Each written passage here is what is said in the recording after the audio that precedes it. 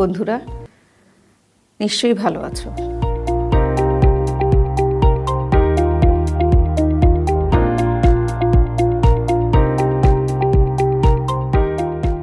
আচ্ছা বলো তো, আজকে সকালে তো ঘুম থেকে উঠেছো, কে তোমাকে ডেকে তুলেছে?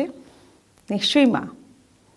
আর যদি বলো যে না, মা ডাকেনি, আমি অ্যালার্ম শুনে উঠেছি, হ্যাঁ সেটাও তো উঠেছো। আর যদি বলো মাও ডাকেনি, অ্যালার্মও ছিল না, আমি একা একা উঠেছি, সেটাও তো একটা ঘটনা। আবার মনে করো তুমি কাউকে কাঁদতে দেখছো, তোমার মনের মধ্যে এক ধরনের কষ্ট সৃষ্টি হলো, তুমিও কাঁদছো। আবার তোমার বান্ধবী অনেক ভালো রেজাল্ট করলো, তুমিও অনেক ভালো রেজাল্ট করেছো, সেটারও একটা ফলাফলের ক্ষেত্রে তুমি খুব খুশিতে আনন্দে আত্মহারা হয়ে যাচ্ছ।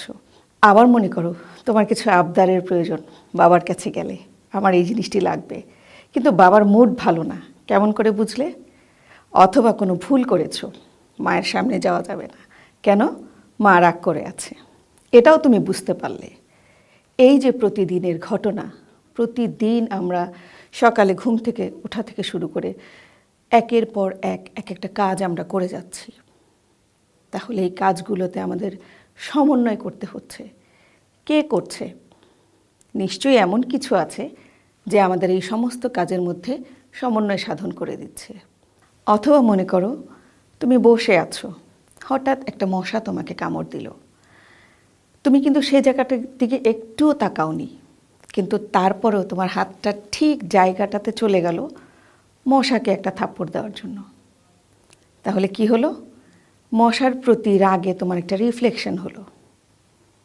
অথবা সিঁড়ি দিয়ে উঠছো, বাসায় যাবে, হঠাৎ সিঁড়িতে খুব সুগন্ধ, খাবারের সুগন্ধ, তুমিও ক্ষুধার্ত, মা নিশ্চয়ই ভালো কিছু রান্না করেছে, দৌড়ে গেলে রান্নাঘরে, রান্নার হাঁড়ি থেকে ঢাকনাটা তুলতে গিয়েই হাত থেকে ঢাকনাটা পড়ে গেল, কেন? গরম। তুমি কিন্তু চিন্তাও করনি যে ওটা হাত থেকে পড়ে যাবে, নিজের অজান্তেই পড়ে গেল। তাহলে এই যে এতগুলো ঘটনা আমি বললাম, এই ঘটনাগুলো ঘটাতে আমাদের কেউ না কেউ সহায়তা করছে। তো সেই অদৃশ্য বস্তুটা বা অদৃশ্য বিষয়টা কি? নিশ্চয়ই বুঝতে পারছো আমি কার কথা বলছি, কিসের কথা বলছি, কোন তন্ত্রের কথা বলছি।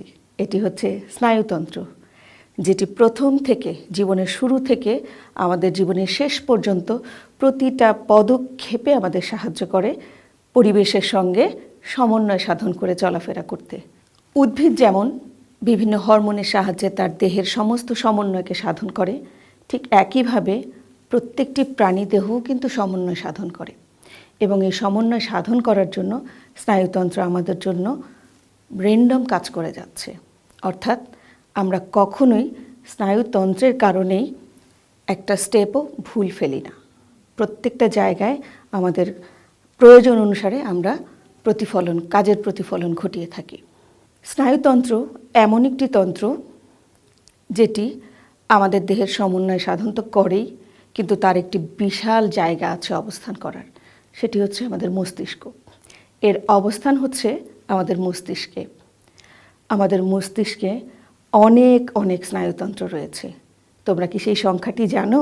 আমাদের মস্তিষ্কে 100 বিলিয়ন স্নায়ুকোষ থাকে।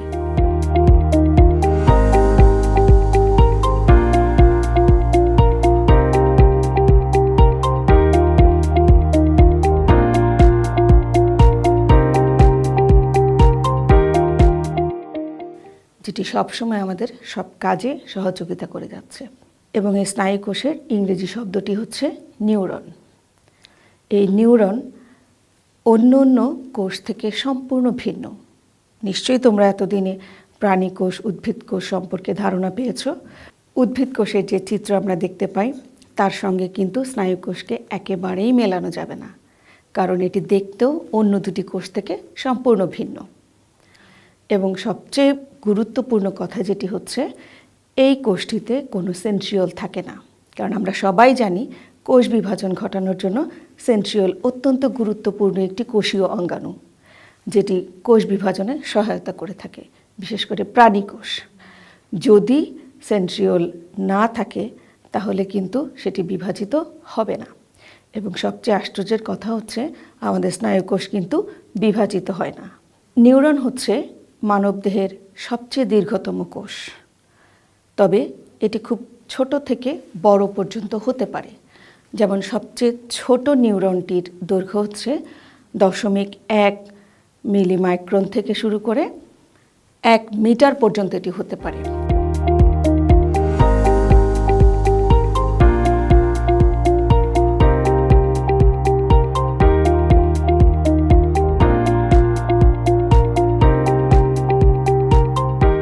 যেমন মনে করো, তুমি যেখানে দাঁড়িয়ে আছো বা তোমার দেহের কথা যদি তুমি চিন্তা করো, তোমার কোমরের কাছে যদি স্নায়ুতন্ত্রের একটি অংশ থাকে, অপর অংশটি পায়ের পাতা পর্যন্ত চলে যাবে।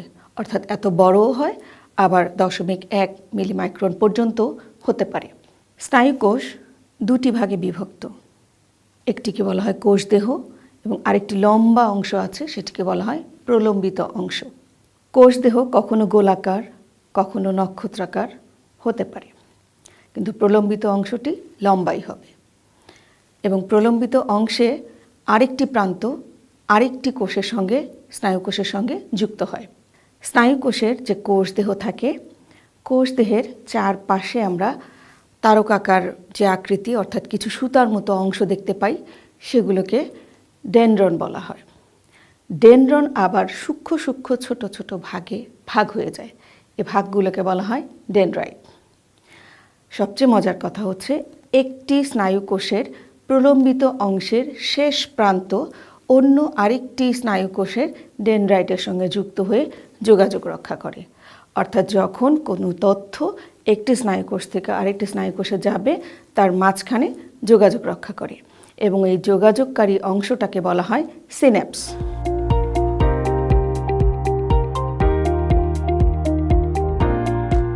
এই যে আমরা সিন্যাপসের কথা বললাম, সিন্যাপস এক কোষ থেকে আরেক কোষে স্নায়ুতাড়না বহন করে নিয়ে যায়।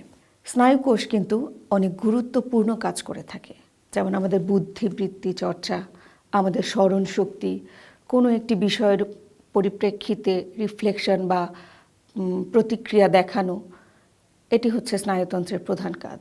স্নায়ুতন্ত্র সুতোর মতো অনেক স্নায়ু দিয়ে গঠিত, যারা টেলিফোনের তারের মতো কাজ করে।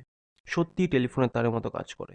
একটা গাড়ি আমার দিকে দ্রুত বেগে ছুটে আসছে, সেই গাড়ির একটা প্রতিবিম্ব আমার চোখের রেটিনাতে তৈরি হবে, এবং সেখান থেকে সেই ইনফরমেশন সংজ্ঞাবহ স্নায়ু বা অ্যাফারেন্ট নার্ভের মাধ্যমে কেন্দ্রীয় স্নায়ুতন্ত্র অবধি যাবে। কেন্দ্রীয় স্নায়ুতন্ত্র ব্রেন বা মস্তিষ্ক এবং স্পাইনাল কর্ড বা সুষুম্না স্নায়ু দ্বারা গঠিত। ব্রেনে সেই ইনফরমেশন পৌঁছাবে, অর্থাৎ ব্রেনে উদ্দীপনা পৌঁছলো। ব্রেন সেই উদ্দীপনা বা ইনফরমেশনকে অ্যানালাইজ করবে এবং দেখবে যে আমি বিপদে আছি। ব্রেন সেই উদ্দীপনাতে সাড়া দেবে, অর্থাৎ ব্রেন সেই উদ্দীপনার এগেনস্টে একটি নির্দেশ জারি করবে। সেই নির্দেশ ট্রাভেল করবে চেস্টীয় স্নায়ু বা ইফারেন্ট নার্ভ বা মোটর নার্ভের মাধ্যমে। সেই সাড়া বা নির্দেশ হলো কোনো কার্য করার নির্দেশ। এটি পায়ের মাসলস অবধি পৌঁছাবে এবং পায়ের মাসলস সংকুচিত হবে এবং আমি গাড়ির পথ থেকে সরে যাব। এবার নার্ভ সত্যিই টেলিফোনের তারের মতো কাজ করে। একটি নার্ভ অনেক নার্ভ ফাইবার দিয়ে গঠিত। নার্ভ ফাইবার বা স্নায়ুতন্তু, এই সমস্ত নার্ভ ফাইবার হচ্ছে আসলে নিউরন বা স্নায়ুকোষের অ্যাকশন। আমরা নিউরন সম্পর্কে আগের থেকেই জানি, কিন্তু একটুখানি রিভাইজ করে নেওয়া যাক। নিউরন হচ্ছে স্নায়ুতন্ত্রের একক। এগুলিকে আমরা স্নায়ুকোষও বলে থাকি। এই নিউরনে একটি কোষ দেহ থাকে, যেটিকে সোমাও বলে। এই কোষ দেহের মধ্যেই সমস্ত কোষাঙ্গাণু, যেমন মাইটোকন্ড্রিয়া, রাইবোজোম, গলগি বডি এবং নিউক্লিয়াস থাকে। নিউরন থেকে অনেক শাখা বের হয়, যার মাধ্যমে এই নিউরন উদ্দীপনা বা সিগন্যাল গ্রহণ করে। এদের বলা হচ্ছে ডেনড্রন, এবং ডেনড্রনের প্রশাখাকে বলা হয় ডেনড্রাইট।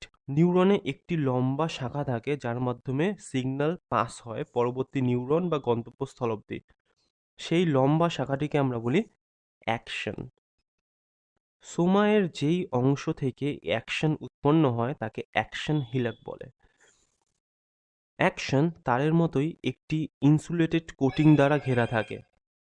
এটি হলো মাইলিন সিট, যেটি ফ্যাটি মেটেরিয়াল দিয়ে তৈরি। কিন্তু এই আবরণের মাঝে মাঝে কিছু গ্যাপ থাকে, যাদের আমরা বলি র্যানভিয়ারের পর্ব বা নোডস অফ র্যানভিয়ার।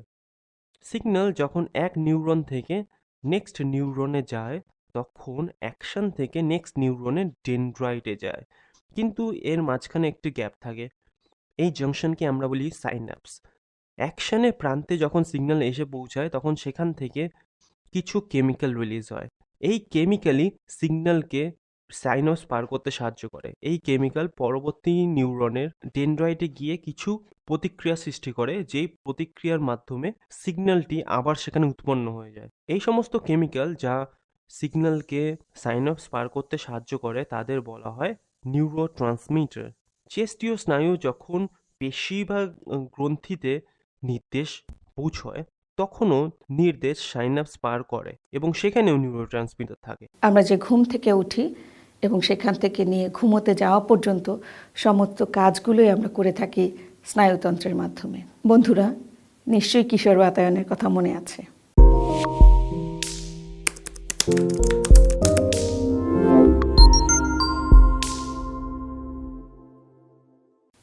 কিশোর বাতায়নে এ সম্পর্কিত অনেক কুইজ আছে, তোমরা সেগুলোর উত্তর অবশ্যই অবশ্যই দেবে এবং তোমাদের জন্য একটা বাড়ির কাজ থাকবে। যখন তোমাকে মশা কামড় দেবে বা তুমি কোথাও ব্যথা পেয়ে কাকিয়ে উঠবে, তাহলে তোমাকে কোন তন্ত্রটি সহায়তা করছে এবং কিভাবে সহায়তা করছে এটি সুন্দর করে খাতায় লিখবে, চিন্তা করবে এবং যখন সুযোগ হবে স্কুলের শিক্ষকের কাছে সেটি জমা দেবে।